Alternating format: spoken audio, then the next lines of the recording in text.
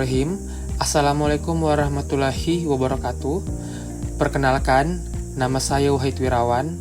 Saya berasal dari unit kerja di Universitas Haleo di Sulawesi Tenggara. NDH saya 7, kemudian angkatan saya 29, gelombang kelima, dan tahun angkatan saya yaitu 2024. Pada kesempatan kali ini, saya akan menjelaskan mengenai pengalaman ataupun penerapan model insani dalam melaksanakan tugas sebagai seorang dosen atau tenaga pengajar. Model insani dosen mengacu pada kumpulan pengetahuan, keterampilan, kompetensi, dan atribut yang dimiliki seorang dosen yang digunakan untuk memberikan pendidikan, bimbingan, dan pengembangan kepada mahasiswa. Model insani ini mencakup faktor-faktor yang tidak hanya bersifat akademis, tetapi juga mencakup kemampuan intrapersonal, integritas, dan etika profesional. Dalam konteks pendidikan, model insani seorang dosen berperan penting dalam meningkatkan kualitas pembelajaran dan perkembangan mahasiswa, serta berkontribusi pada kemajuan institusi pendidikan. Penerapan model insani sebagai seorang dosen yang pertama, yaitu pengembangan pengetahuan dan keahlian, di mana seorang dosen perlu terus mengembangkan ilmu pengetahuan dan keahliannya dalam bidang yang diajarkan. Hal ini dapat dilakukan dengan cara melakukan riset, serta memperbaharui pengetahuan tentang perkembangan teknologi dalam disiplin ilmu yang diampu.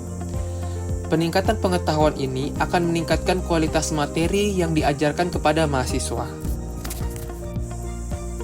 Selanjutnya, yang kedua, dapat berupa keterlibatan dalam riset. Dosen yang terlibat aktif dalam riset akan memperkaya model insani mereka dengan memperdalam pengetahuan dan wawasan dalam bidang tertentu.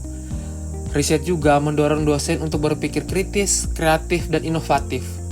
Hasil riset ini tidak hanya bermanfaat bagi perkembangan ilmu pengetahuan, tetapi juga dapat diterapkan dalam pengajaran untuk memberikan wawasan yang lebih kaya kepada mahasiswa. Kemudian, penerapan model insani sebagai seorang dosen yang tidak kalah penting juga, yaitu keterampilan intrapersonal, di mana model insani seorang dosen juga harus mencakup kemampuan dalam berkomunikasi secara efektif dengan mahasiswa, rekan kerja dosen, maupun pihak lain, serta membangun lingkungan belajar yang positif dan dunia kerja yang kolaboratif. Dan contoh penerapan model insani sebagai seorang dosen yang terakhir, yaitu pengabdian kepada masyarakat.